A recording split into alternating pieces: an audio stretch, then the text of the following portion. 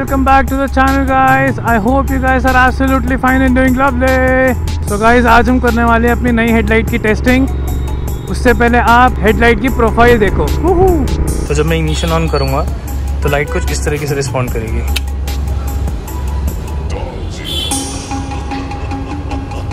ये रेडी हो गया। तो मेरा DRL तो जल ही रहा है। अब मैंने करा प्रोजेक्टर ऑन।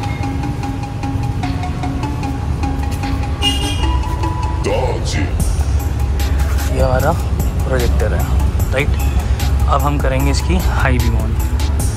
ये रही हमारी हाई बीम। हाई बीम के अंदर हमारी ऑरेंज वाली रिंग जल जाती है और यहाँ पे जो LED है एक एक्स्ट्रा वो और नीचे की LED एक्स्ट्रा वो, ये दो जल जाते हैं। अब हम इसकी टेस्टिंग करते हैं। Let's go. तो आई गेस आप लोगों को हेडलाइट अच्छी लगी होगी। तो अभी हम लोगों ने ना प्रोजेक्टर हेडलाइट ऑन कर रखी। तो प्रोजेक्टर के अंदर इसका थ्रो अच्छा है, बट ड्यू टू मैंने हैलोजन के लिए ना अपनी हेडलाइट थोड़ी सी नीचे करा रखी। तो इस वजह से जो हमारा प्रोजेक्टर है ना वो बिल्कुल पास में थ्रो फेंक रहा है। देखो ये रहा। तो इसका इतना कोई फ़ायदा दिख नहीं रहा है मुझे। तो मैं भी जब जाऊँगा शोरूम या फिर मेरा ये मतलब मेरे से हुआ तो मैं खुद ही इसको ऊपर कर दूँगा थोड़ा अपने हिसाब से एडजस्ट करके। क्योंकि मैंने सोचा कि जो मेरी फॉग लाइट्स हैं उस फॉग लाइट्स के बराबर, जो फॉग लाइट्स का थ्रो आता है ना उसके बराबर मैं अपनी प्रोजेक्टर वाली हेडलाइट का थ्रो कर दूंगा। अगर हम हाई की बात करें तो हाई इतना है, राइट। तो हाई भी थोड़ा और ऊपर हो जाएगा, तो हाई और हाई हो जाएगा, तो वो मेरे लिए थोड़ा बेटर रहेगा टेपर देने में और अदरवाइज़। तो मेरे हिसाब से इसका थ्रो इनफ है। देखो अगर हम और ऊपर कर देंगे तो और प्यारा और अच्छा हो जाएगा। बाकी भाई जो वो ऑरेंज लाइट जलती है ना इसके अंदर बहुत प्यारी लगती है यार। बाकी मैं एक चीज़ और बताता हूँ जो मेरे लिए नहीं थी, क्या पता आप लोग के लिए भी नहीं हो। तो क्या होता है जब आप हेवी लाइट लगाते हो ना, जैसे ये है, ये 140 वोल्ट की हेडलाइट है। जब मैं ऐसे हाई कर रहा हूँ तब टोटल में, ठीक है।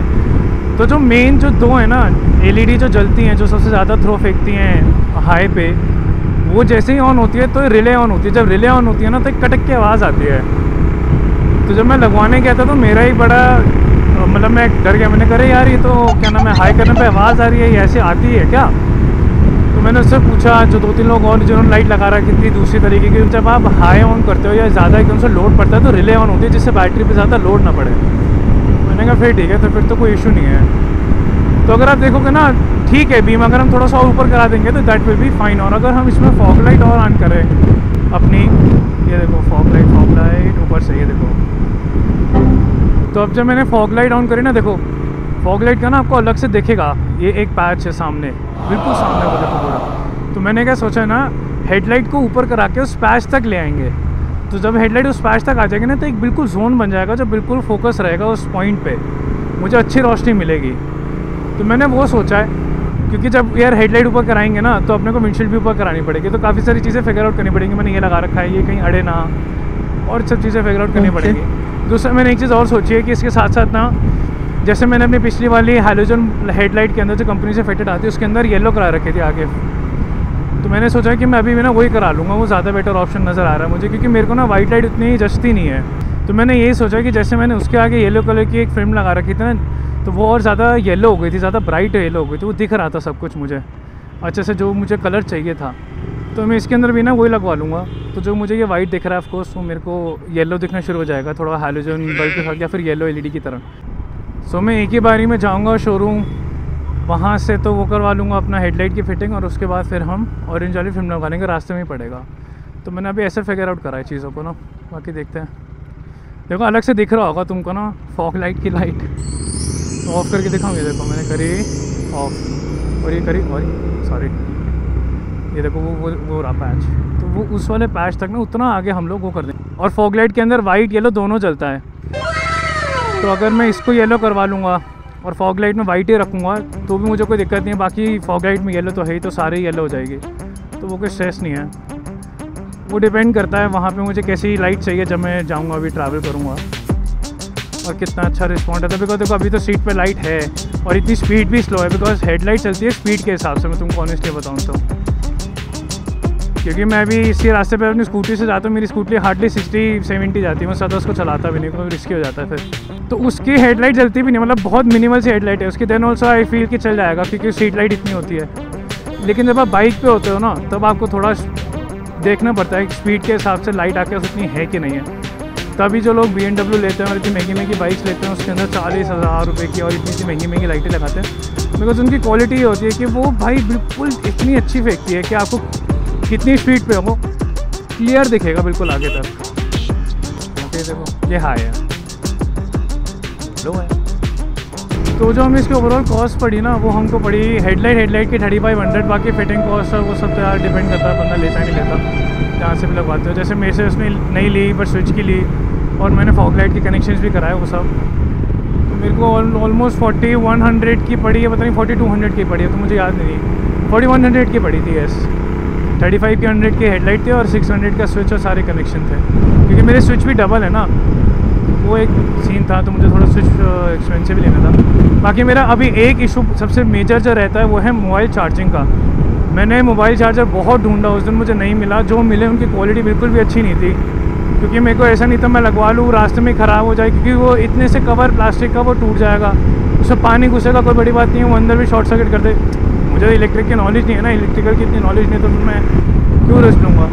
तो मैंने पूछा है कि शोरूम के अंदर, तो मैंने शोरूम में पूछा है क्लासिक का या किसी का भी अगर चार्जर अलग से आता होगा ना तो वो लगवा लेंगे, वो बेटर रहेगा मेरे लिए।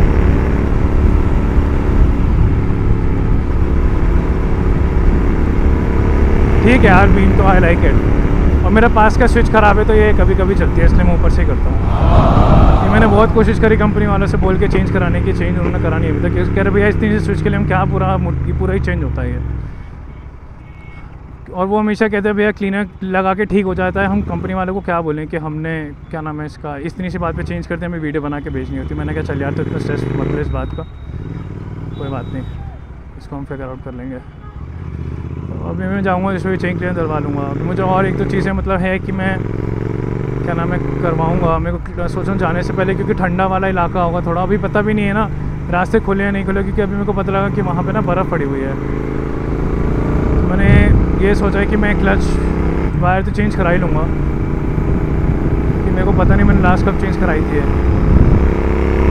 बाकी ब्रेक पैड भी चेक करने अगर होंगे तो मैं नहीं डलवा लूँगा, देखेंगे फिगर आउट करेंगे, उस वीडियो में बात करेंगे उस बारे में।